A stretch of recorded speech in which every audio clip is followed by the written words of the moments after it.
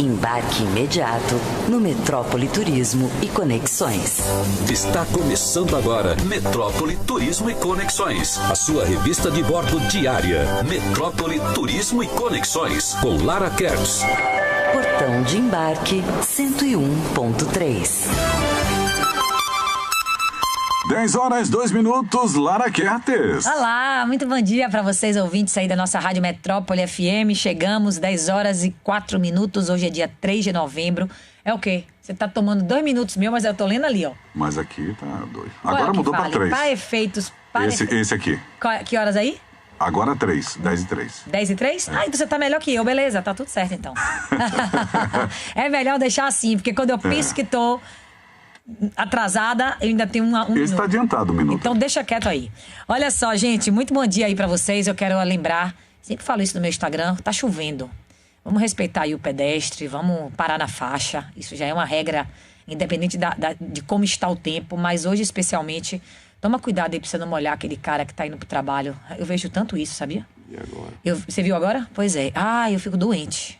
As pessoas estão ali dentro do carro. Às vezes não é nem por não é por maldade. Eu nem posso acreditar que é por maldade, é por desatenção, né? Tem maldade também nisso, Ai, não viu? é possível. Tem, não, claro eu não que quero crer tem. nisso. Eu acho que é assim, é a agonia. Eu evito. É a agonia, evito. a Não correria. faço isso. Eu quero crer que é a agonia, a correria, a falta de atenção, porque tá focado no trânsito, ou tá prestando atenção na metrópole, que tá com entrevista interessante, e aí porra, dá aquele mole, passa correndo na poça, molha a galera no ponto, molha a galera É bizarro, então vamos tomar cuidado. Dia de chuva é dia de mais atenção, inclusive com o próximo. Quero deixar sempre registrado isso. E quero também deixar registrado aqui que tenho recebido, já falei disso aqui com o Cláudio no meu Instagram, algumas pessoas que me contando que assistem o nosso programa pelo YouTube da TV e que não conseguem interagir com a gente por mensagens na TV. Então eu já vou pedir a você agora que pegue o número do seu celular e salve aí um contato, ó, o WhatsApp da Metrópole, o Rádio Metrópole, vai lá e coloca assim, 35055000. Salva nos seus contatos. Se você está assistindo em casa na TV, quer participar, manda no WhatsApp uma mensagem pelo seu celular. Tá todo mundo na TV com o celular na mão. Então é uma maneira de você também poder participar, interagir aqui com a gente. Porque o povo fala, Lara, eu te escuto, eu te vejo, eu não participo porque eu tô cozinhando e tá ali a TV ligada. Eu tô no quarto arrumando as coisas e tá a TV ligada. Eu tô no consultório e tô vendo pela TV. Então eu não consigo participar. Salva no celular, manda um WhatsApp, fica aqui na minha frente. Eu gosto de ouvir a participação de vocês. Mas é isso, tô aqui para esse programa ao vivo hoje, finalmente. Por que você tá aqui mesmo? Porque ele nunca pode, coitado. Porque ele dá aula, tá em sala de aula. O que aconteceu que você pôde estar aqui hoje? Me conte aí. Ô, Lara, novembro pra gente já mudam as coisas, né? O Enem já tá bem próximo. E aí o ritmo já começa a diminuir já, né?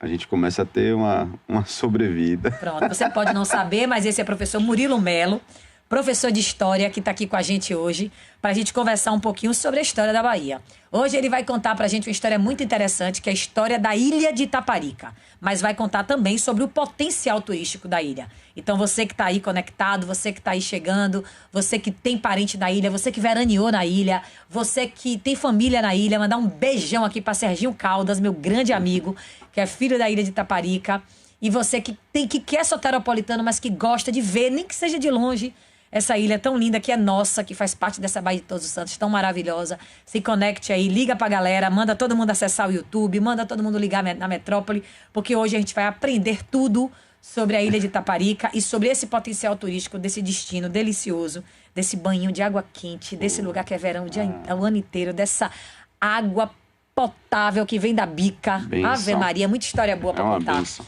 Pois bem, se conecta aí com a gente, porque é a Ilha de Itaparica o nosso tema de hoje, mas numa temática histórica.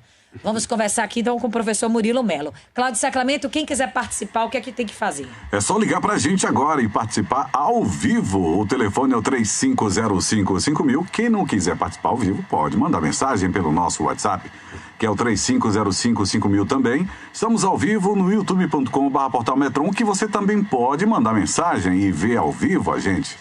É isso aí. Muito e o bom. nosso aplicativo? Já Nosso baixaram? aplicativo, baixa aí ele. Na Rádio Metrópole, seu Android ou iOS, você fica aí bem informado com a gente. Bartro, acho que é assim, já tá na linha aí pra falar? Oi, Lara? Oi, querida, bom dia. Qual é o seu nome? Bartô. Ai, Bartô tudo bem. Lara, Bartô. Aumenta aí, Cláudio, um pouquinho, por favor, meu retorno. Pode falar, você tá ao vivo. Oi, Lara, é um prazer falar com vocês. Olha, Eu quero divulgar um passeio gastronômico que nós vamos fazer dia 26 de novembro. Nós vamos para a feira de Berimbau, tomar um belo café da manhã, com cuscuz, ensopado de carne, fazer um city tour em Berimbau, na cidade, e depois nós vamos seguir para Oliveira dos Campinhos. Em Oliveira dos Campinhos, nós vamos estar no Hotel Fazenda, e nesse Hotel Fazenda a gente vai comer comidas temperadas com plantas punk, aquelas plantas, né, que não são não convencionais, e aí a gente vai comer uma galinhada com pirão e também uma moqueca de jaca. Que luta, viu, minha amiga? Essa hora da manhã, eu em jejum aqui, você me mandando esse roteiro gastronômico. Que dia vai ser?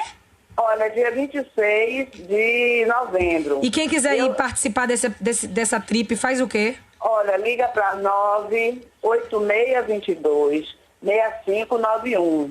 Pronto, todo sucesso aí pra você, viu? Um super beijo. Aqui já nas nossas mensagens, Gustavo Araújo, grande amigo e profissional, estamos juntos, te ouvir, é um prazer, diz ele. Ana também. Lara, ontem eu ouvindo a sua programa sobre a questão da mala, queria assistir no YouTube, ô amor. O programa de ontem e o programa de segunda, eles foram gravados, porque eu estava em São Paulo. Eles foram inéditos, mas eles foram gravados. E por terem sido gravados, eles não vão ficar disponíveis no YouTube, infelizmente. A gente está estudando aqui na Metrópole uma maneira de transferir esses programas gravados, porque eles não têm imagem, né? Para eles poderem serem divulgados no YouTube, mas infelizmente a semana, segunda e terça, a gente não tem transmissão mesmo de YouTube. Bom dia, Lara, sou sua fã, escuto sempre você falar rapidinho igual a mim, com firmeza, clareza, você é sucesso. Diana Coelho, obrigada, Diana. Um beijão aí para você. Professor, vamos correr, porque tem muita história, já estamos cheia de mensagem aqui, Nildete também um beijo, já está aqui ouvindo a gente, todo mundo já ligado na Metrópole, para poder conversar sobre a história da Ilha de Itaparica e os seus potenciais turísticos com o professor Murilo Melo, que toma a palavra agora. Bom dia, vamos nessa. Muito bom dia, Lara. Bom dia, ouvintes, né? Salve, salve. Dia especial, poder falar da Ilha de Itaparica, né? Que faz parte da nossa formação, né? Acho que de muitos que estão ouvindo aqui agora, quem tem mais de 40 anos de idade tem uma relação muito próxima com a Ilha de Itaparica, diferente dessas gerações mais modernas, né? Então, falar da Ilha de Itaparica é um prazer, né? Faz parte da nossa formação, tantos e tantos momentos, né? Memória sobre esse lugar fantástico. Então, a gente sempre tem muito pouco tempo, né? Sempre que eu venho aqui, a hora passa voando, né? Então, eu vou aproveitar ao máximo cada segundinho que eu tenho, porque eu sei que no final vai faltar algumas coisas. Então, vamos lá. Sempre falta. Bom, quando eu convido alguém para ouvir, para discutir, para aprender, para dialogar, a primeira coisa que eu devo fazer é situar esse lugar no espaço, né? Para que as pessoas que estejam ouvindo aí tentem se situar onde é que está a Ilha de Itaparica. Bom, a Ilha de Itaparica está dentro da Baía de Todos os Santos, né? Faz parte culturalmente, né? O recôncavo é muito mais do que só a geografia. O recôncavo é um recorte cultural. E a Ilha de Itaparica faz parte desse recôncavo baiano que é tão importante para a história do Brasil, né? O Brasil não existe sem um recôncavo. E a Ilha de Itaparica, ela é uma das 56 ilhas da Baía de Todos os Santos. Imagine uma baía, quantas ilhas ela tem, né? E ela é a maior de todas e significativamente, dentro do âmbito político, social e econômico, é a mais significativa de todas essas 56 ilhas. Já tenho uma pergunta. Pode fazer. Que eu tenho uma super dúvida. Em termos de município, naquele pedaço de ilha, a gente tem a Ilha de Veracruz. Perfeito. E a Ilha de Itaparica. Perfeito. Quando você fala que a Ilha de Itaparica é a maior ilha, engloba Veracruz ou são coisas diferentes? Vamos lá. Porque eu tenho sempre essa dúvida. Vamos lá. Então, eu vou já pegar a sua carona da pergunta e vou falar sobre a história política da ilha. O que é que ela foi durante o tempo politicamente. A ilha, Lara, ela nasce dentro da história do Brasil, obviamente. Ela tem toda uma história anterior à história do Brasil, que é a história dos Tupinambás, que depois a gente vai falar. Mas desde que Portugal chega aqui, a ilha inicia sendo uma Seis-Maria. Seis-Maria é um pedação de terra dentro da capitania hereditária. O Brasil foi dividido em capitanias hereditárias, em faixas de terra bem grande. E dentro dessa capitania, os capitães donatários davam pedaços de terra muito grandes, chamados Seis-Maria. Bom, de Seis-Maria, a ilha vai virar capitania hereditária e vai se separar da Baía de Todos os Santos, que é a capitania que a gente nasceu. A maioria dos ouvintes deve ter nascido na capitania da Baía de Todos os Santos. Então, a ilha, Lara, vira uma capitania. Ponto. Bom, o homem que vai receber, o nobre, o fidalgo que vai receber essa capitania é um cara muito importante na história da Bahia que ninguém sabe quem é ele, que é o Conde de Castanheira. Toda vez que eu pego uma documentação, vou estudar a história do Rio Vermelho, vou estudar a história da Boca do Rio, que eu tive até aqui no programa, já tem um ano, a gente falou da Boca do Rio. E a história da ilha perpassa a história do Conde de Castanheira, que ele vai receber essa capitania e vai ser o dono dessa capitania. Quando ele falece, a ilha de Taparica vai se constituir num morgado. Morgado é uma outra formatação política da história do Brasil, né? De Portugal, já que o Brasil era atrelado a Portugal. Então a ilha vai passar a ser um morgado até 1763. Ao longo do tempo, né, em 1831, Lara, a ilha se divide de Salvador e aí ela vai ser um distrito à parte. Dentro dessa ilha, a ilha tem 115 quilômetros quadrados, aproximadamente. Tem uma faixa litorânea de 40 quilômetros. Dentro dessa ilha, ela é dividida em duas partes. Numa ilha só, ela é dividida. A partir da perspectiva que a gente pegue no mapa, a pontinha da ilha, tendo Salvador como referência, é o município de Taparica, que antigamente era chamado de Ponta das Baleias, que já teve a freguesia, a antiga freguesia de Ponta das Baleias, que hoje é onde está a cidade de Taparica, você deve conhecer. A cidade de Taparica, onde João Ubaldo nasceu, onde tem aqueles casarios, aqueles sobrados, aquela calçada. A parte, digamos que mais ao sul da ilha, depende da perspectiva, já que a ilha ela não está na vertical, ela é horizontal, né? A parte mais ao sul da ilha, a maior parte é Veracruz. Então, dentro de uma ilha só, existe uma linha imaginária que divide a ilha em Veracruz, que tem mais municípios, que tem uma população maior, e tem de onde foi a capital durante muito tempo da ilha, que é a antiga freguesia de Taparica. Uhum. Então, quando você fala que Taparica é a maior ilha, está englobando Veracruz. Veracruz está dentro de Taparica, mas não faz parte do município de Taparica. Ele foi desmembrado em 1962, tem pouco tempo. 1962 foi ontem, né? Pra história. Ilha de Taparica é recôncavo?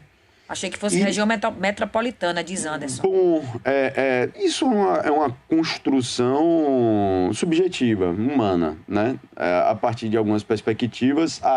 Salvador, Anderson, você que está me ouvindo aí, está ouvindo a gente, Salvador faz parte do recôncavo, ok? Então a ilha também faz parte do recôncavo. Salvador é a ponta do recôncavo, a ponta do padrão, onde está o Farol da Barra, é onde se inicia a Baía de Todos os Santos, né? O recôncavo são as terras que estão ao redor da Baía de Todos os Santos. Salvador é uma extensão da Baía de Todos os Santos. Então a ilha faz parte desse recôncavo, dessa Baía de Todos os Santos, né? Ela tem a mesma constituição étnica de Salvador, ela tem a mesma constituição cultural de Salvador, né? Ela, em determinados pontos, é uma extensão de Salvador. Incrível como ela já foi muito mais próxima de Salvador, né? Quando não se tinha linha verde, quando não se teve essas novas construções mais para o litoral norte, Salvador dialogava muito mais com a ilha. A ilha, a partir da construção de Guarajuba, de Itacimirim, né? Desse boom imobiliário que teve para a região norte, Praia do Forte. Praia do Forte era a vila de pescador até ontem, né? Para você chegar até Praia do Forte, chegar a Itacimirim, você tinha que atravessar de balsa, né? Eu acho que os ouvintes aqui, muitos não devem saber disso. Era uma aventura você ir em Itacimirim, né? Ali a gente tem alguns rios ali, algumas foz de rio bem grande. Então tinham toda a dificuldade para chegar ao litoral norte, e a ilha não. A ilha já tinha uma maior facilidade. Então a história da ilha de Taparica é fabulosa, né? E olha que a gente nem começou ainda, viu? Anderson disse que mora na ilha há 20 anos, tá aqui acompanhando a gente. Chama a galera aí, Anderson. Liga pros amigos, fala que a gente tá falando da casa deles. Manda todo mundo ligar aí na metrópole para aprender um pouquinho sobre essa ilha deliciosa. Pois bem, vamos lá. Então a ilha de Taparica, ela inicia o povoamento com os Tupinambás, né? Os Tupinambás são a mesma nação que ocupa Salvador, e eles vão deixar a sua marca indelével na ilha, né? A cultura da ilha, né? A culinária da ilha, a etnia da ilha é fortemente marcada pela etnia tupinambá, que inclusive vai ser responsável pela morte e por devorar o primeiro capitão donatário da história da Baía de Todos os Santos. O primeiro homem de Portugal, enviado para Portugal para comandar, digamos que Salvador, para o ouvinte entender, foi um homem chamado Pereira Coutinho. Ele vai ter algumas disputas com os índios tupinambás e ele vai naufragar próximo à ilha. E ele vai ser devorado lá. Então a ilha, João Baldo conta isso belissimamente, né? Um grande filho da ilha de Itaparica. Então, a história da ilha começa com os tupinambás.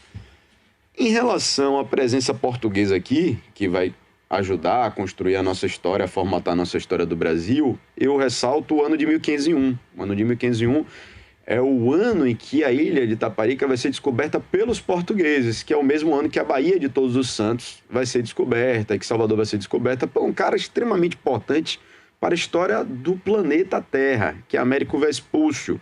Américo Vespúcio, um navegador muito experiente, ele chegará nas Américas depois de Colombo e vai comprovar que a América não era as Índias. Porque Colombo, quando chegou aqui na América Central, ele achava que tinha chegado nas Índias, lá em Guanane, lá em São Salvador. Américo Vespúcio vem posteriormente e vai comprovar, não, a gente está diante de um novo continente. Tanto que o nosso continente não se chama Colômbia, em homenagem a um dos primeiros europeus que chegou aqui. Se chama América, em homenagem a Américo. Então, América é de uma importância, ele dá o nome a um continente inteiro. Imagine a importância histórica de Américo Vespúcio. Ele vai estar na ilha e vai conhecer a ilha em 1501. Em 1510, aproximadamente, um outro personagem europeu, não se sabe se ele era português, tem teorias. A maioria dos historiadores confirmam que ele era português, mas tem algumas correntes que afirmam que ele era francês, que é o grande Caramuru, que é um personagem fabuloso da história da Bahia, fantástico, né? Caramuru, em 1510, né, depois de ter sofrido naufrágio, ter sido encontrado na Mariquita, onde muita gente aqui come uma acarajézinha, ali naquelas pedras da Mariquita, onde o pessoal toma uma cervejinha, Caramuru foi encontrado. Como ele estava ali com frio, ele era branquinho, né? Ele parecia uma moré, parecia uma caramuru. Quem é pescador aqui, quem é mergulhador, sabe muito bem o que é que eu estou falando. Ele parecia um peixe-cobra, um caramuru. Os índios o apelidaram de Caramuru, que não tem nada a ver com Deus do Trovão. Isso não é comprovado, que ele deu um tiro para cima e Caramuru significa Deus do Trovão. Caramuru, que vai ter um relacionamento com a filha do chefe, né? A filha do chefe dos tupinambás que viviam na Barra, que era Taparica. Ele vai conhecer a ilha de Taparica também, né? Então, a história da ilha começa numa linha portuguesa com Américo Vespúcio, depois Caramuru, ele vai conhecer a ilha. E em 1560, já com a ilha de Taparica se tornando primeiro uma sesmaria, depois uma capitania hereditária, depois um morgado, a gente vai ter a presença dos primeiros jesuítas, que são tão importantes para a construção da história do Brasil, né? Os jesuítas vão adentrar na ilha de Itaparica para estabelecer um vínculo, né? Um diálogo com os indígenas, e lá eles vão se estabelecer numa vila que é a historicamente mais importante de Itaparica, que é Baiacu, né? Que fica na ilha de Itaparica, que durante muito tempo ficou isolada, é uma comunidade muito interessante, que guarda muita tradição, de onde nasceu, inclusive, Obina, né? Um jogador que passou pelo Flamengo, passou pelo Vitória, né? Uma figura, Obina. Ele é lá de Baiacu. A ilha vai trazer Obina, como vai trazer João Baldo, vai trazer vários filhos ilustres que a gente vai falar aqui hoje. Então, a história da ilha de Itaparica é riquíssima, riquíssima. Depois dessa presença dos jesuítas, inicial em 1560, em que, inclusive, vai ter a primeira obra hidráulica da história do Brasil, né? Sem a água, a civilização não ia se desenvolver. A gente tem as primeiras civilizações do mundo, que é a egípcia, que é a mesopotâmica. Eles vão se tornar o que foram muito por conta de saber utilizar a água, utilizar as cheias da água, represar a água, né? Saber lidar com as enchentes, armazenar a água. E esses conhecimentos hidráulicos chegarão até aqui E os jesuítas, junto com a comunidade nativa, vai construir uma barragem potável em Baiacu, que vai ser a primeira obra hidráulica da história do Brasil. Então, olha a importância da ilha de Itaparica para a história do Brasil, para a história da Bahia, né? É de suma importância. A Vila de Baiacu é um dos lugares que vale a pena uma visitação, é muito interessante. E, posteriormente, a ilha de Itaparica, ela termina dialogando muito com a história de Salvador. Assim como Salvador vai viver muito da pesca de baleia, né? A ilha de Itaparica também vai ter pesca de baleia que vai ser extremamente difundida, vai ser uma das principais atividades econômicas da ilha. E hoje, a sede de Itaparica, que é a cidade de Itaparica, lá vai ter uma armação. Quem está ouvindo a gente aqui, professor, armação. A armação era uma construção que a gente fazia para conseguir arpoar as baleias, pescar as baleias, de onde saíam as embarcações para pesca, de onde se tratava essa baleia. Aqui em Salvador a gente tinha várias armações também, inclusive o bairro de Armação tem esse nome em virtude dessas armações que foram construídas ali naquela praia. E na ilha de Itaparica a gente vai ter alguns relatos de capturas de 100 a 200 baleias por ano, é algo absurdo. E aí vai ter um aproveitamento do óleo da baleia para vários beneficiamentos, né? A banha da baleia, para usar como energia, fonte de energia, o óleo da baleia, né? Para se cozinhar. A carne da baleia era comida também, né? Se ingeria. A carne da baleia não era uma carne de primeira, não é uma carne saborosa, é um cetáceo, um mamífero muito grande, a baleia. Geralmente não tem uma carne muito apreciada, mas a gente vivia de outra forma no início do Brasil colonial. A vida era muito mais difícil. Então a gente vai ver relatos escritos de várias ganhadeiras que vendiam carne de baleia com um preço muito menor. Então a pesca de baleia, outras plantações, vai fazer parte da economia da ilha. A gente vai ter plantação de trigo na ilha de Itaparica no início, na chegada dos jesuítas, plantação de uva na ilha de Itaparica, a gente vai ter criação de gado na ilha de Itaparica, a gente vai ter a cana, que é tão importante para a estruturação da Bahia, de Salvador e do seu recôncavo, né? A Bahia e Salvador vai girar quase que em torno da cana. A cana vai ser de suma importância, o produto mais importante do nosso período colonial, e a ilha de Itaparica não vai se furtar, não vai ter plantações como se tinha em Santo Amaro da Purificação, como se tinha em Cachoeira, não vai ter engenhos do porte de Cachoeira, de Santo Amaro, de São Félix, mas vai ter engenhos, inclusive, um dos engenhos da ilha de Itaparica vai ser o primeiro lugar do Brasil a se utilizar uma máquina a vapor, é a ilha de Itaparica. Então a ilha de Itaparica guarda, assim, singularidades incríveis, incríveis. Eu falei aqui já hoje que a primeira máquina a vapor, um inglês vai trazer esse conhecimento de máquina a vapor, e o engenho que existia na ilha de Itaparica, o engenho de Ingaçu, vai utilizar como moenda essa força a vapor, que é fantástico para a época, é uma revolução para a época, e vai ser utilizado na ilha de Itaparica. A ilha de Itaparica também vai ter um beneficiamento de cal, vai se vender cal, e é um grande entreposto, um dos grandes entrepostos entre Salvador e o seu recôncavo, né? A ilha vai ter uma produção de manga, assim, absurda, né? Eu, criança, veraneava na ilha, a ilha faz parte da minha vida, faz parte da minha família. Quantas e quantas coisas eu vivi na ilha, construção de cidadão, né? Formação de cidadão na ilha. A gente chupava manga a tarde inteira, até passar mal. E uma variação de manga, assim, absurda que não se tem em Salvador, né? A gente tem a manga carlota, a manga espada, a manga rosa, e a ilha vai viver também da venda dessa manga, né? Que se comunicava com Salvador através do saveiro. Quem está ouvindo a gente aqui agora talvez não tenha... Rapaz, eu tô me lembrando aqui, você levou no túnel do tempo uma manguinha pequenininha, que tinha umas manchinhas pretas assim, saborosa, parecia espada, mas ela é mais bujudinha, mais redondinha. Deve ser a Carlota ou a Paparola? Deve ser Carlota. Essa é... velho, chupei muito essa manguinha pequena na ilha. E para os ouvintes que eu acho engraçado que a gente fica ouvindo, as pessoas que estão ouvindo vão tendo essa memória. Todo mundo tem uma memória da ilha. Uma memória afetiva da ilha. Quem tem mais de 40. Quem tem menos de 40 não tem essa relação com a ilha. Perdeu, foi cortada. Foi para Itacimirim, Praia do Forte, Embaçaí, subiu aí. Subiu. E criou novos laços. Não tem um laço afetivo. Eu quero que você fale um pouquinho da lavagem do beco, que eu frequentei muito. Acabou? A lavagem do beco da ilha ainda tem. A lavagem do beco da ilha tem, ó. Mas eu tô falando o professor tá aqui falando de história, eu falando de reggae. Professor, volte. Faz parte da história. Faz parte da história, mas depois você... O reggae faz parte da história, a música faz parte da história. Cláudio Sacramento, onde eu me comportar, por favor. Onde tem cheiro de humanidade é a história.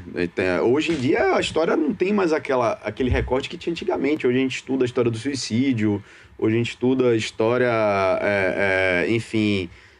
de tantos e tantos subtemas que para uma determinada época não eram tão importantes, que hoje são fundamentais para a história.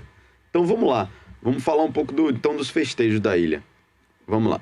Bom, adiantando aqui no tempo, vou fazer um salto aqui na história para a gente falar das manifestações culturais da ilha. O que é que acontece? Eu vou pular para o ano de 1821, 1822 e 1823.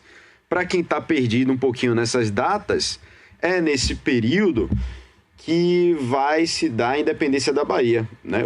O Brasil vai começar a se tornar independente de Portugal a partir da chegada da família real, né? A partir da ida da família real, da volta da família real mediante a Revolução do Porto. O Brasil não vai se sujeitar novamente às condições que eram impostas por Portugal antigamente, enfim, e vai começar esse processo.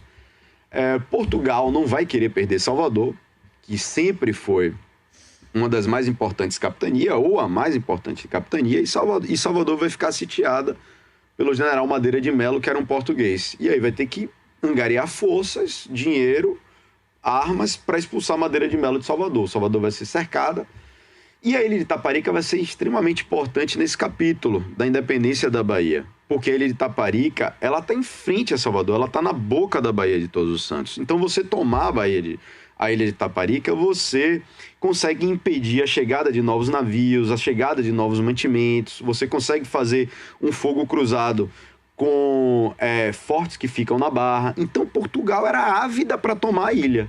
Mas qualquer ilha do mundo é um dos terrenos mais difíceis de serem tomados. Vide a Inglaterra.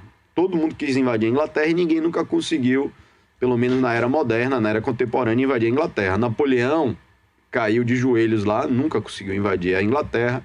Hitler sofreu horrores, fez o diacho para tentar invadir a Inglaterra e também não conseguiu. A ilha é muito boa para defesa. E a ilha de Itaparica vai resistir, né, bravamente no processo de independência. E aí, essa vitória dos itaparicanos, que vai ter personagens fantásticos como Maria Filipa, né, filha da ilha, marisqueira, uma personagem muito rica que a gente vai falar no final. Vai ter a Batalha da Ponte do Funil, que tem João das Botas, que é importantíssimo. Vocês já devem ter ouvido o nome João das Botas como nome de várias instituições, ruas aqui de Salvador, e não devem saber quem é João das Botas. João das Botas era um homem do mar extremamente importante na defesa inicial de Itaparica. E Itaparica vai vencer, vai impedir a chegada dos portugueses 7 de janeiro. Então, assim como Salvador tem o 2 de julho, na ilha, a festa mais significativa é o 7 de janeiro, que é festejado, que tem todos os regues lá, que o sagrado e o profano se confundem, né? E durante muito tempo foi mais forte do que é hoje. Já teve um diálogo maior. As festas de Largo de Salvador estão mudando, né, Lara? A gente está vivendo uma outra sociedade, século XXI. A gente não tem mais aquelas lavagens, a gente não tem mais a participação efetiva que sempre tivemos, né, popular, diante das festas de Largo, das lavagens, do beco. Salvador e o mundo, né, principalmente ocidental, está dialogando com outras realidades, né? Pois é.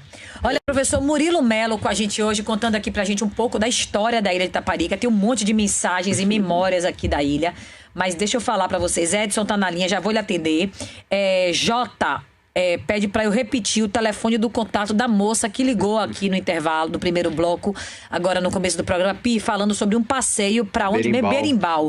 O telefone de contato dela é 98622-6591. Eu não tenho nada com isso, tá? A moça entrou pra fazer a promoção dela, eu nem sei os detalhes. Só quer iguaria, é uma né? feira gastronômica, um city tour gastronômico que ela vai fazer na cidade de Birimbau. Ela ligou aqui no ar pra poder fazer a divulgação do trabalho dela e eu tô passando o telefone novamente porque Jota tá me pedindo aqui. 986226591 é o telefone da mulher que ligou aqui pra gente na estante. Deixa eu atender Edson na linha pra poder ir pro intervalo comercial e quando eu voltar eu leio as mensagens de vocês. Oi, Edson. Primeiro, parabenizar, bom dia a todos. Eu só queria fazer uma pergunta e deixar um adeus aí, né? Primeiro, se o professor conhece o loteamento ali, Paraíso do Mato, que tá na região de Berlink ali. Na região de onde? Berlink. E a memória afetiva não é só para quem está acima de 40 mil. Eu estou com 34 e tenho memória bacana da ilha. Eu sou apaixonado pela ilha. Um abraço. Obrigado pela sua participação, que bacana. E tem menos de 40 e tem essa relação com a ilha. Isso é raro. Fico feliz. Pois é, minha relação com Berlink, eu tenho alguns pontos, né, de relação pessoal. Aí já não é mais um Murilo historiador, é um Murilo cidadão. Sempre foi com Ponta de Areia, Mar Grande, inicialmente. Mar Grande era um povoamento muito importante, né? Minha família, minha tia, sempre veraneou em Mar Grande. Depois, minha tia Célia, socióloga, professora da Universidade Católica, bati um mau papo com ela ontem sobre a história da ilha, ela lembrou de tantas coisas da nossa infância. Depois a gente vai ter uma relação com Ponta de Areia, a relação da gente vai ter com Ponta de Areia, e ultimamente a gente vai ter uma relação com Caixa Prego, que aí já é mais perto de Berlink, né? Esse condomínio especificamente eu já passei, né, várias vezes por ele, não tem uma relação assim afetiva com o condomínio, mas ele fica na passagem ali, Aratuba, Berlink, né? Quantos e quantos amigos veranearam em Berlink? Eu tenho várias histórias fantásticas. Um dia eu ainda vou botar num livro das histórias dos meus amigos acampando em Berlink, levando um violão e somente uma mochila nas costas. Por falar em livro, Murilo, deixa eu deixar aqui um beijo para minha grande amiga e comadre, Tiara Lima. Ela veraneou em Jiribatuba. E ela escreveu 2 livros chamados O Meu Lugar. Que bacana. Ela é uma trilogia, ela tá no 2º e daqui a pouco ela vai lançar o 3º. Vale muito a pena ler. É a história do veraneio dela.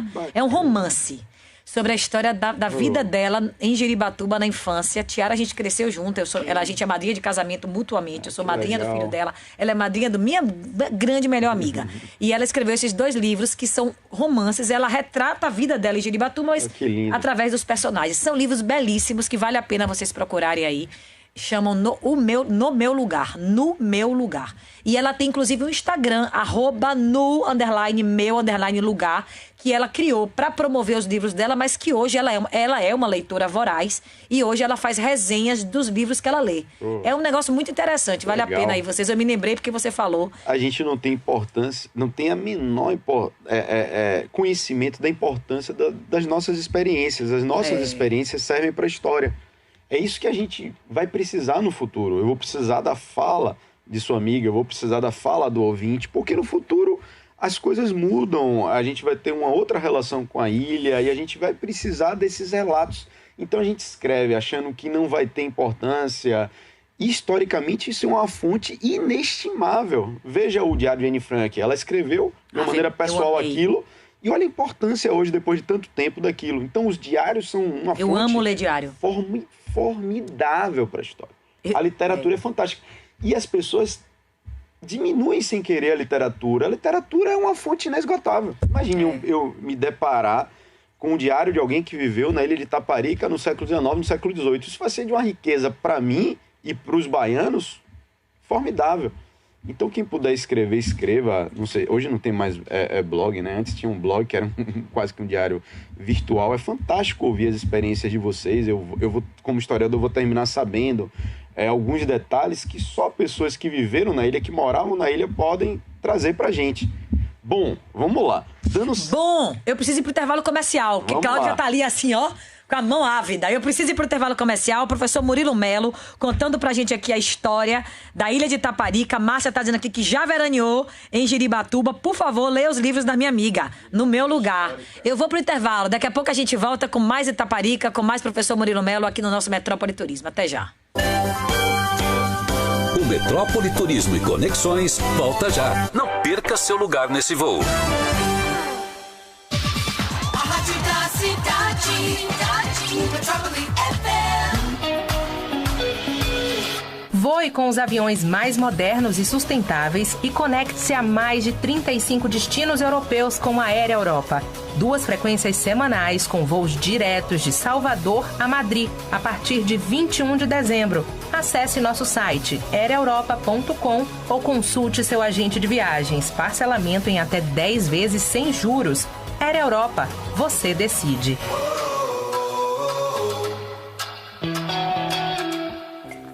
Quem sabe mais ganha o mundo. Aprenda espanhol, a segunda língua mais falada no planeta, no Instituto Cervantes, com professores nativos, turmas reduzidas e certificado oficial emitido pelo governo da Espanha. Estamos na Ladeira da Barra.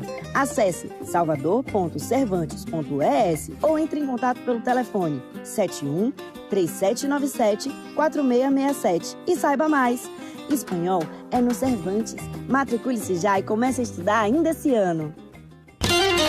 A Costa do Sauípe tem uma natureza linda, com brisa, sol, terra e mar. E uma promoção que é um presente para você. Comprando sua hospedagem para agosto, você tem até 35% de desconto. É por tempo limitado. Acesse o site costadosauípe.com.br e confira. Experiências, sensações, emoções, vibrações e o melhor all inclusive da Bahia esperam por você. Costa do Sauípe, Bahia de verdade. Boa, chefe. Aditivada? Não. Comum mesmo. Meu Deus. Já passou de 200. Calma, amor. Vai dar tudo certo. Tá difícil abastecer? Mude para o gás natural veicular. Saia desse aperto, desse aperto, desse aperto. Saia desse aperto. GNV é mais sustentabilidade e até 50% de economia para seu carro e para você.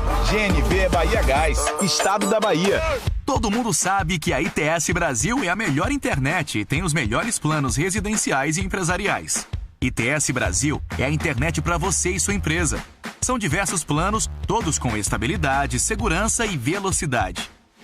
ITS, líder em fornecimento de internet.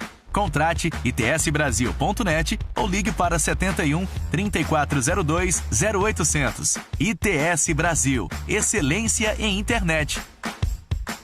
Só depende de você. Não tem caminho fácil, não, não, não, não. Vem pro Senac e transforme sua vida com mais atitude, mais energia, mais liberdade e autonomia.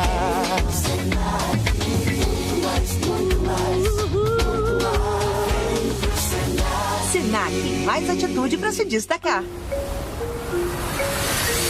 Se liga nesse boom, agora aumenta o som. Vambora que eu te levo hoje, eu tô on. Agora diz aí se pra você tá bom.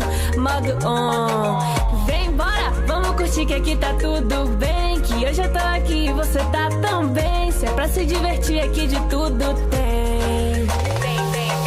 Tem de dia ou de noite o que te faz bem. Tá todo mundo aqui, lugar melhor não tem. Ative o modo on e fica tudo bem. Tem só pé na areia, banho de sereia. Pode vir a qualquer hora, hoje tem lua cheia. Mão na taça, nem disfarça, vento no cabelo. Segue a trilha, maravilha, fica o dia inteiro. Tem de dia ou de noite o que te faz bem. Tá todo mundo aqui, lugar melhor não tem. Ative o modo on e vem pra cá também.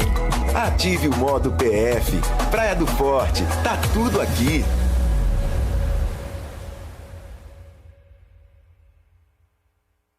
Minuto Salesiano. Você sabia que o Brasil é o 4º país que mais gera lixo plástico no mundo? Para ajudar a diminuir esse índice, você pode dar preferência a materiais recicláveis e a reutilizar o máximo possível os utensílios descartáveis. Lembre-se que o plástico demora mais de 400 anos para se decompor.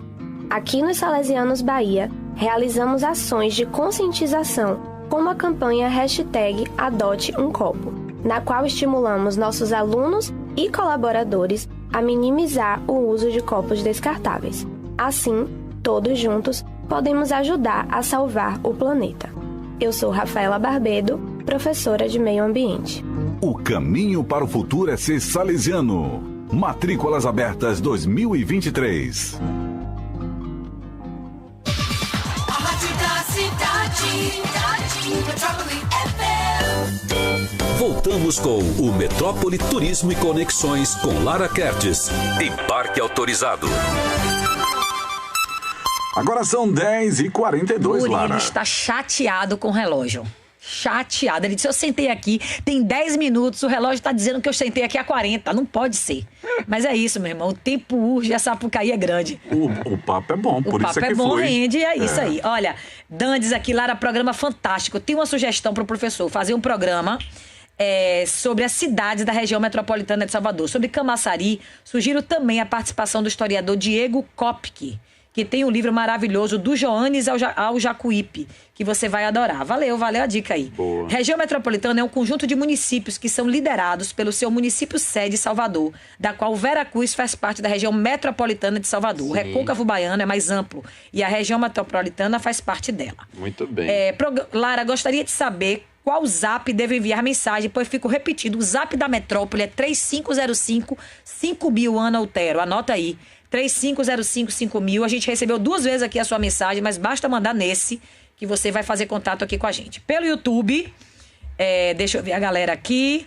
Um super beijo pra Félix, pra Célia, pra Gabriel, pra Karina, pra Milena, passando pra deixar o meu carinho, pra Anderson. Deixa eu ver mais aqui. Lu Crocheteria, como é gostoso conhecer a história desse jeito. Parabéns, diz ela. Márcia, bom dia, família Metrópole Turismo. Ouvindo, vivendo, viajando, aprendendo. É simplesmente fantástico. Baiacu é onde está localizada a ruína na igreja Nossa Senhora, Nosso Senhor de Veracruz, salvo engano. A segunda igreja do Brasil, erguida pelos jesuítas. As ruínas hoje, a terceira, né, professor? Uhum. As ruínas hoje são sustentadas por árvores gameleiras. Isso. Célia diz que está curtindo. Uhum. Márcia diz que tem mais de 40. Primeira ilha que visitei foi Itaparica. E Manga era de manhã, de tarde. E de noite. Muito bom. Mesmo. Meu sonho é me aposentar, voltar para o Brasil e morar na ilha de Itaparica. Diz Dom, onde é que você está morando? Conta pra gente aqui. Professor, o que nós temos de herança dos tupinambás? Alguma tribo? Não temos marcas gráficas, pois a língua era agrafe, certo?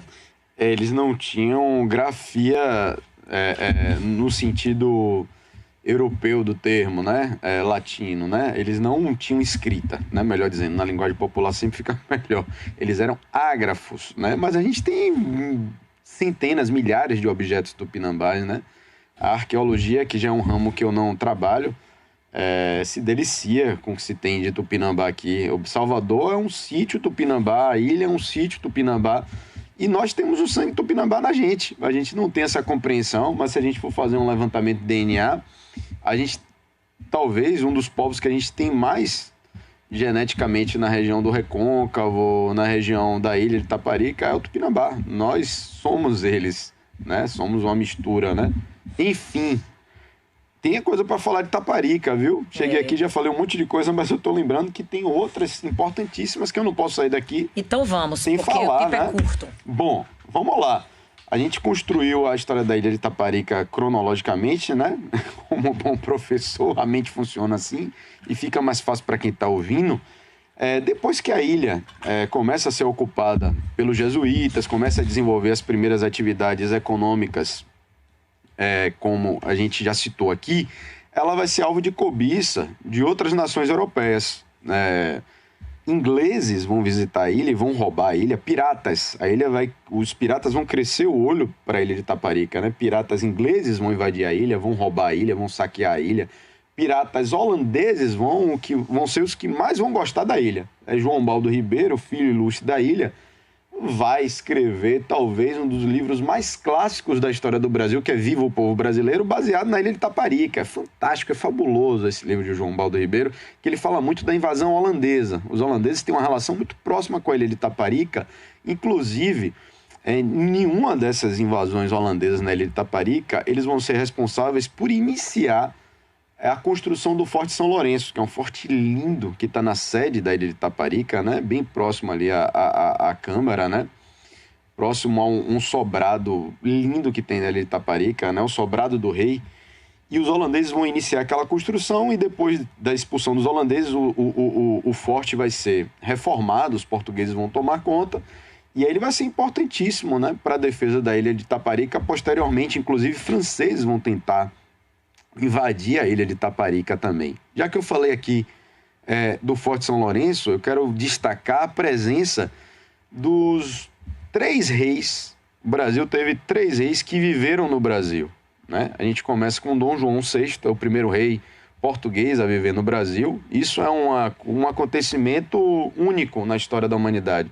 Nunca um rei europeu saiu da Europa para viver na sua colônia, na América. O Dom João vai vir morar aqui por condições e pelo contexto da época, brigas, guerras napoleônicas. Vai passar primeiro por Salvador, depois vai para o Rio de Janeiro, onde ele vai se estabelecer, e ele vai conhecer a ilha de Itaparica. Dom João VI vai conhecer a ilha de Itaparica.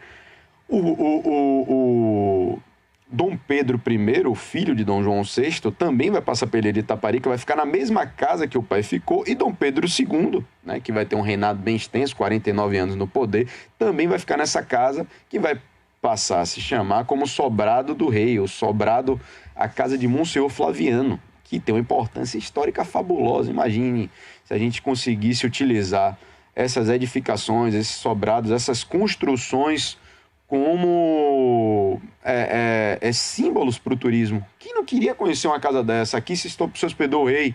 Eu tive no interior de Minas Gerais, estive no Morro do Caraça, né? Quem está me ouvindo aqui já conheceu o Morro do Caraça, eu vou dizer que é feliz, viu? O Morro do Caraça é fantástico.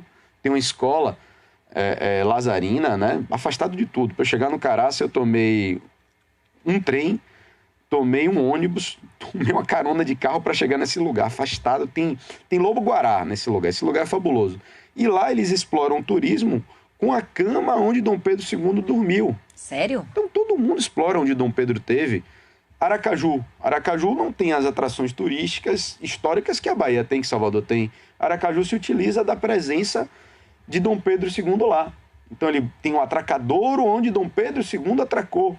Por onde Dom Pedro II passou é material turístico, é um potencial turístico, né? Então a ilha tem esse potencial. Como a fonte, né? A bica da ilha, a gente não tinha como sair daqui hoje sem falar da bica. Quase que a gente se passa e não fala da bica, né? Que tem propriedades consideradas fantásticas, né? Para rim e fígado. Eu já tomei muita aquela água lá da bica de Itaparica, né? Se compara com a água francesa, super famosa, as propriedades da bica. E os imperadores tomaram dessa fonte, tomaram água dessa bica, que é fabulosa, simplesmente um material riquíssimo, né? Para a saúde, a fonte de Itaparica. Inclusive tem um dizer, né? Fonte de água fina, né? Onde velha vira menina. É um dos ditados famosos de Itaparica. Então a história de Itaparica é riquíssima. E não tem como a gente sair daqui hoje sem falar sobre o transporte que conduzia a gente para a ilha de Itaparica. Eu acho que todos, ou quase todos, 90% das pessoas que estão nos ouvindo, ou mais, conhecem somente um transporte ou 2 transportes para a ilha de Itaparica. Toda essa geração de 60, 50, 40, 30, 20 anos só conhece o ferryboat como ligação, né, como transporte Salvador-Itaparica, ou como a lancha, né? São os transportes mais desenvolvidos para a ilha. A lancha que a gente pode tomar em Mar Grande. Inclusive teve um acidente, né, recentemente, que era algo que a gente não tinha conhecimento no acidente desse porte. Bom, mas o ferryboat, para quem está ouvindo aqui a gente, ele não é eterno. A gente naturaliza a história. Parece que a única forma de se chegar à ilha de Itaparica, historicamente, era o ferryboat. Não, não era. O ferryboat que tem histórias hilárias, riquíssimas. Eu já vi coisas fantásticas em ferryboat na minha infância, né? Fazer amizade, conhecer pessoas na fila do ferryboat, né? Era um momento cultural a fila do ferryboat, né? Enfim, a gente passava por várias situações. O ferryboat só vai se fazer presente na história da Bahia a partir de 1969, com o governo de Luiz Viana. Vai abrir concorrência, a Odebrecht vai construir o Bom Despacho, né? E vai construir o lado lá de Itaparica também. E aí, a partir dessa construção, vai ter essa exploração do ferryboat que só vai se iniciar em 1970, 1972. Então, antes de 72, antes de 70, o acesso para a ilha de Itaparica era de outra forma. E eu ouvi relatos fantásticos na minha história sobre o vapor. Era um navio que ligava a ilha de Itaparica a Salvador, né? Existiam a companhia de navegação, as companhias de navegação era o principal veículo de transporte e de conexão do Brasil durante muito tempo. Não se tinha tantas rodovias. Rodovias é algo moderno. A gente conectava o Brasil ou em lombo de burro, por terra, carregavam as mercadorias, ou através de rios e de mar. Então, a companhia de navegação, os ingleses vão durante muito tempo se utilizar vai ser o dono da companhia de navegação, e minha tia, inclusive, vai tomar esse vapor, esse saudoso vapor, para a ilha de Itaparica. Então, nem sempre a gente teve o ferryboat, né? E antes que acabe o tempo, eu devo falar mais duas coisas muito importantes sobre a ilha de Itaparica. Essa é fabulosa.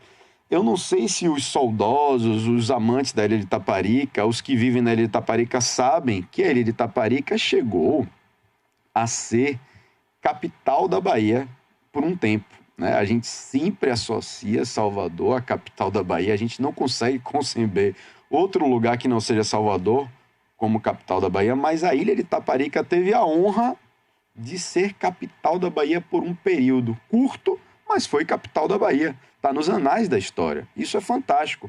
Bom, professor Murilo, por que a ilha de Itaparica foi capital da Bahia, pelo amor de Deus? Vou fazer um recuo aqui no tempo, vou trazer os ouvintes aqui para longe do tempo. Em 1837, né, a gente está com um trono vazio. Dom Pedro I tinha abdicado ao trono em 1831. O Brasil mergulha num período regencial, porque o filho de Dom Pedro I, Dom Pedro II, não tinha idade para assumir. E a gente vai ter regentes que vão comandar o Brasil no lugar de Dom Pedro II, que quando o pai dele vai embora, ele só tinha 5 anos de idade, não pode assumir. Salvador, uma parte dos soteropolitanos, algumas camadas, né, umas camadas menos abastadas, uma classe média também de Salvador, né, uma parte do exército, um médico, vai confabular e a gente vai se separar do Brasil. E a gente vai deflagrar um movimento que entrou para a história como sabe nada. Eles vão tomar o poder aqui em Salvador, vão tomar os quartéis e imediatamente a gente vai ter que ter um outro governo, uma outra sede, já que a situação, quem mandava aqui vai ser deposta, né? E eles vão viver na ilha de Itaparica. Itaparica vai ser, durante algumas semanas, capital da Bahia. Então, é mais uma forma da gente explorar o turismo. A história do turismo, a história é um potencial turístico fabuloso. Não tem nada mais rico do que o tempo, né? Para você vender o tempo, para você se utilizar do tempo como forma de atrativo das pessoas.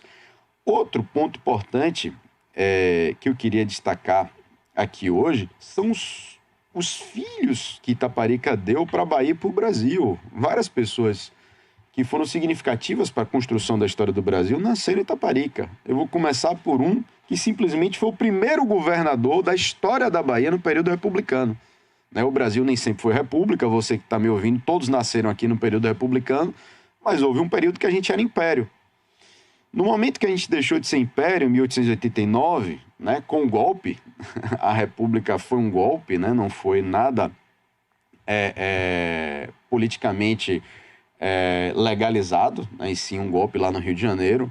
A Bahia era, em sua maioria, monarquista, a gente tinha poucos republicanos. E um dos únicos republicanos que a gente tinha foi um estudante de medicina, que vai se tornar médico, que é Vigílio Damasio. Vigílio Damasio, o primeiro governador da Bahia, da história no período republicano, nasceu na ilha de Itaparica. Vai estudar medicina aqui, né, no Terreiro de Jesus.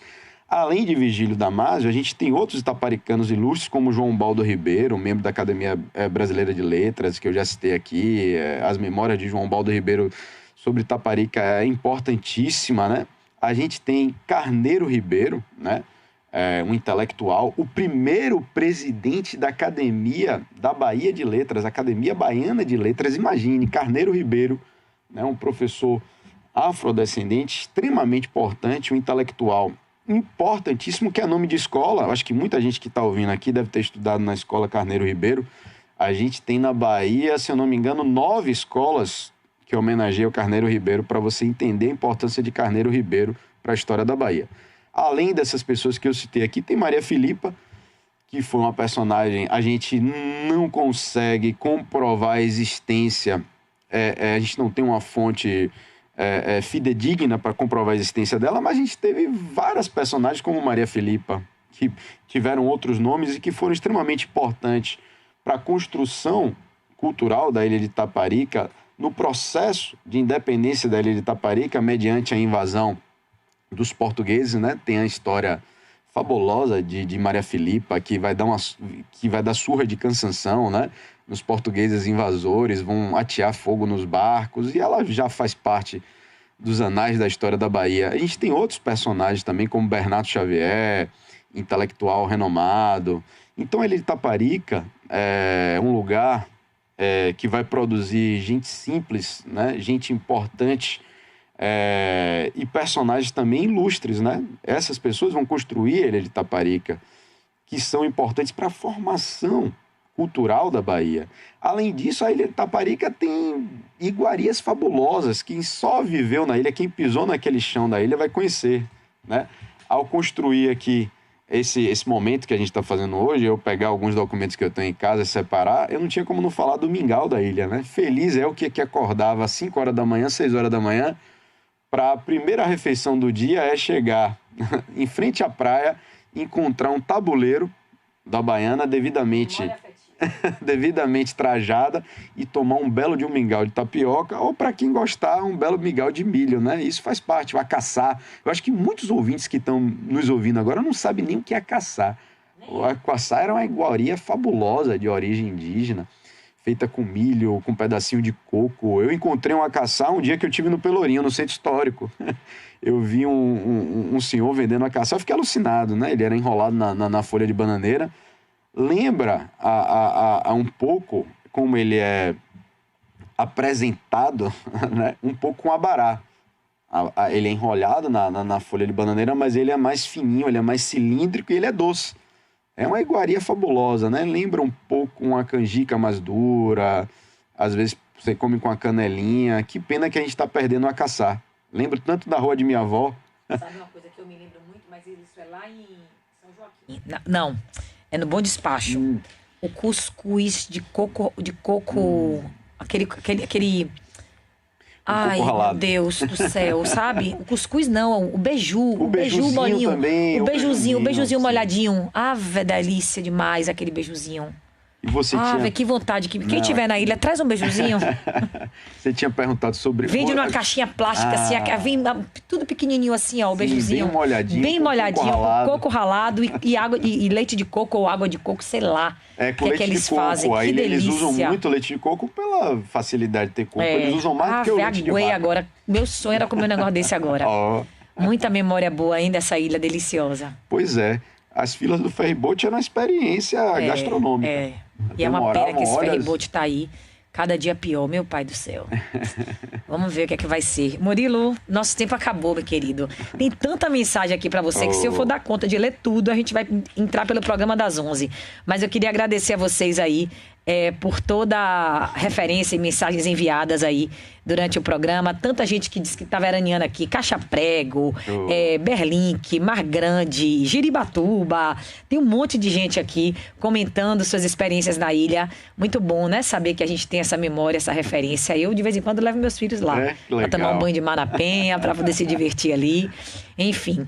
Mas eu quero muito lhe agradecer pela oportunidade da gente estar junto aqui mais uma vez. Você volta quando? Agora você declarou que as coisas estão mais fáceis. Até janeiro eu sou gente agora. Então a gente pode marcar mais vezes para aprender com você, porque os ouvintes adoram. Muito obrigada por ter vindo. Escolha logo o próximo tema. E, por favor, venha contar pra gente aqui mais histórias sobre essa Bahia linda. Lara, eu adoro sua companhia, seu programa, importantíssimo para a história da Bahia. A gente tudo é passageiro, mas esses programas ficarão como fonte. E esse tá no YouTube, para vocês acompanharem depois. Quem fez pergunta eu não pude ler, interagir. Quem tem dúvida pode me procurar no Instagram, no YouTube. Murilo Melo História, Melo com 2 L's. Legal. Fique à vontade, que eu respondo com o maior prazer. Joia. Tenho certeza disso. Olha, uma mensagem aqui de utilidade pública. Um rapaz chamado Paulo. Ele é funcionário de um posto de gasolina no Imbuí. Ele disse que foi achado e entregue lá para ele uma carteira com vários documentos em nome de João Marcelo Andrade Silva. João Marcelo Andrade Silva perdeu a sua carteira com todos os seus documentos no posto de gasolina no Imbuí. Se você conhece João Marcelo Andrade Lima, ou se ele estiver ouvindo